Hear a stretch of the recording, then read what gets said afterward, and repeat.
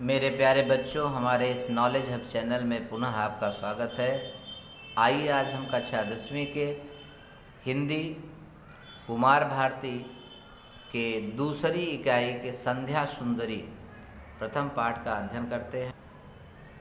इस कविता के कवि सूर्यकांत त्रिपाठी निराला हैं और सूर्यकांत त्रिपाठी निराला ने इस कविता में प्रकृति का इतना मनोहारी चित्रण किया है जो कि अद्वितीय है। संध्या को यहाँ पे सुंदरी के रूप में दर्शाया गया है। बच्चों, संध्या यानी सायंकाल होता है तो उस समय पूरा वातावरण क्या हो जाता है, सूर्य की किरण के माध्यम से सुसज्जित हो जाता है, सुनहला हो जाता है। उसी का जो है चित्रण किस प्रकार से प्रकृति जो है पूरी तरह से बदल जाती है संध्या के समय, और संध्या जो है एक सुंदरी का रूप धारण कर लेती है, बहुत ही सुंदर लगती है। तो इस कविता में कवि ने अनेक प्राकृतिक बिंबों का अलंकृत और उसे सुशोभित किया है अपने इस कविता के माध्यम से। तो चलिए बच्चों, ध्यानपूर्वक इस वीडियो के अंत तक बने रहिए, जिससे हम आपको इसका स्पष्टीकरण संपूर्ण रूप से अच्छे तरीके से दे सके और आप समझ सके। दिवसावसान का समय मेघमय आसमान से उतर रही वह संध्या सुंदरी परी सी धीरे धीरे धीरे। बच्चों, जैसे ही कवि कह रहा है कि जैसे ही शाम होती है या होने वाली रहती है, दिवसावसान मतलब दिवस का अंत होने वाला रहता है, ऐसा समय आता है। मेघमय आसमान में उतर रही, आसमान में ऐसा लगता है कि जैसे बादल से वह संध्या जो है सुंदरी के रूप में नीचे आ रही हो, परी की तरह। और संध्या सुंदरी जो है परी की तरह धीरे धीरे, जैसे दिन का अंत होता है वह आसमान से उन बादलों के मध्य होते हुए धीरे धीरे नीचे आ रही हो। तिमिरांचल में चंचलता का नहीं कहीं आभास। तिमिरांचल, तिमिर अंधकार में जो है अब वह चंचलता नहीं दिखाई देती है, अब उसका आभास नहीं हो रहा है। मधुर मधुर है दोनों उसके अधर, अधर यानी ओठ। ऐसा लग रहा है कि जैसे उस संध्या रूपी सुंदरी का जो अधर है, दोनों भाग है, वह कैसा है, मधुर हो गया है, सुंदर सुशोभित हो रहा है। किंतु जरा गंभीर नहीं है उनमें हास विलास। यह ऐसा समय होता है, न तो हास का समय होता है न तो विलास का समय होता है। यानी पूरे वातावरण में जो है गंभीरता छा जाती है। हंसता है तो केवल तारा एक, यानी सब सुप्त हो जाते हैं, सब चीज़ें शांत हो जाती हैं। केवल तारागण का जो समूह होता है केवल वही हंसता हुआ यानी टिमटिमाता हुआ दिखाई देता है आकाश में। गुथा हुआ उन घुराले काले काले बालों से, चारों तरफ से जो है वे तारे घुराले वाले यानी काले बालों में जो है यानी काले आकाश में छिपे हुए वह टिमटिमाते रहते हैं। हृदय राज की रानी का वह करता है अभिषेक। ऐसा लगता है कि जैसे अभिषेक कर रहा है, स्वागत करते हैं। जैसा लगता है कि जैसे संध्या रूपी सुंदरी का वे काले काले बादल में जो तारे टिमटिमा रहे हैं वे अभिषेक कर रहे हैं, स्वागत कर रहे हैं संध्या रूपी रानी का। तुलना किया गया बच्चों, तुलनात्मक कविता है। अलसता की सी लता किंतु कोमलता की वह कली, सखी निरवता के कंधे पर डाले बाँ, छाह भी अंबर पथ से चली, नहीं बजती उसके हाथों में कोई बीड़ा, नहीं होता कोई अनुराग राग अलाप, नुपुरों में भी रुनझुन नहीं, सिर्फ एक अव्यक्त शब्द सा चुप चुप चुप है, गूंज रहा सब कहीं और क्या कुछ नहीं। अमृत का वह नदी बहाती आती, थके हुए जीवों को वह सस्नेह चषक एक पिलाती, सुलाती उन्हें अंक पर अपने दिखलाती, फिर विस्मृत की वह अगणित मीठे सपने। अर्धरात्रि की निश्चलता में हो जाती वह लीन।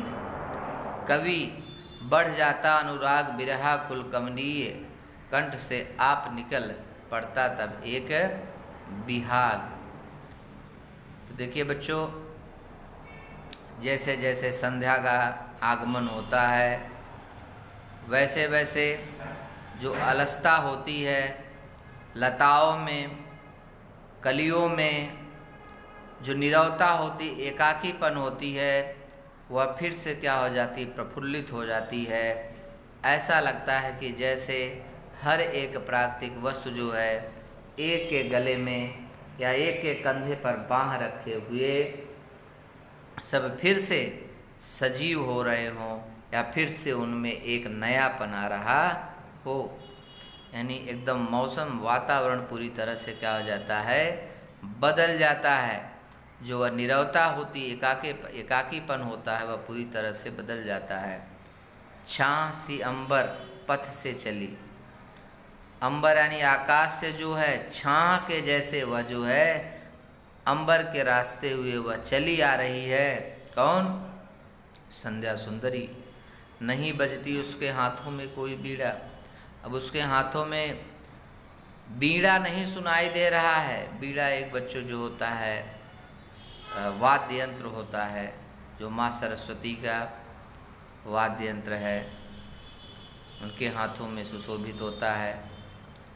नहीं होता कोई अनुराग राग अलाप, यानी अब कुछ भी सुनाई नहीं दे रहा है। नुपुरों में भी रुनझुन नहीं, यानी पायलों में भी अभी रुनझुन नहीं है, यानी उसका भी ध्वन अभी सुनाई नहीं देता है। सिर्फ एक अव्यक्त शब्द सा चुप चुप चुप।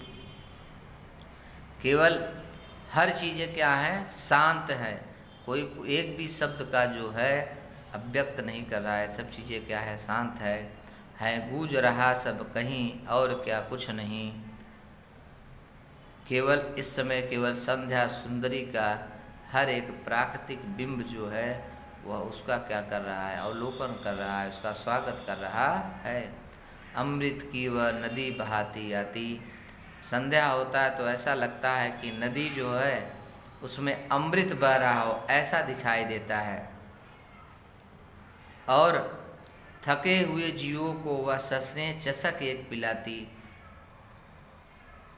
तो बच्चों, चषक माने होता है यानी प्याला, जैसे एक घूंट।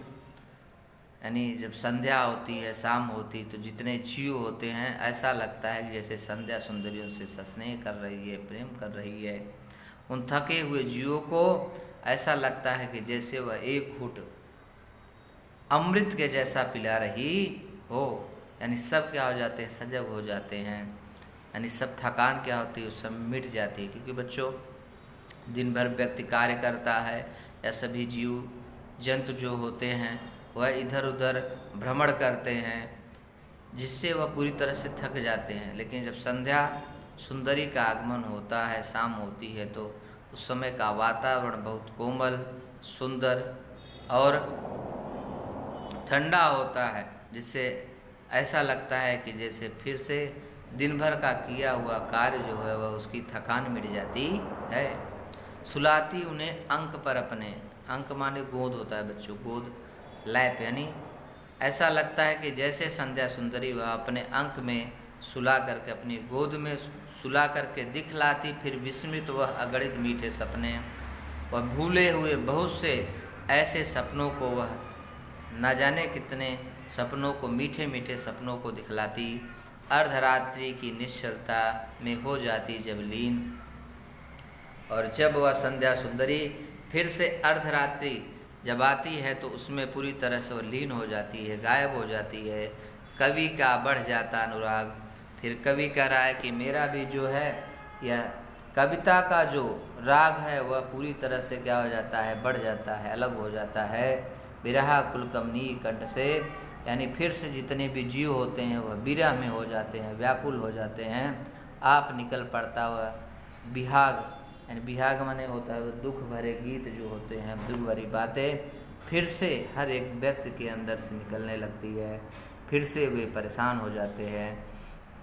वो एक जो राग होती है फिर से निकलने लगती है। यानी जैसे ही फिर संध्या सुंदरी का जो है निरागमन होता है, वैसे फिर से हर एक सजीव, हर एक प्राणी क्या होता है, फिर से परेशान हो जाता है, फिर से अपने कार्यों में लग जाता है। यानी वह सुख व शांति उस समय उनको प्राप्त नहीं होती है।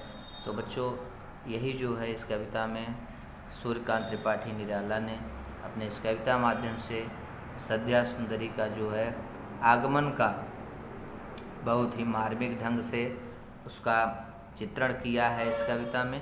तो बच्चों, ध्यानपूर्वक इस कविता को पढ़िए, समझिए। आज के लिए इतना ही। धन्यवाद।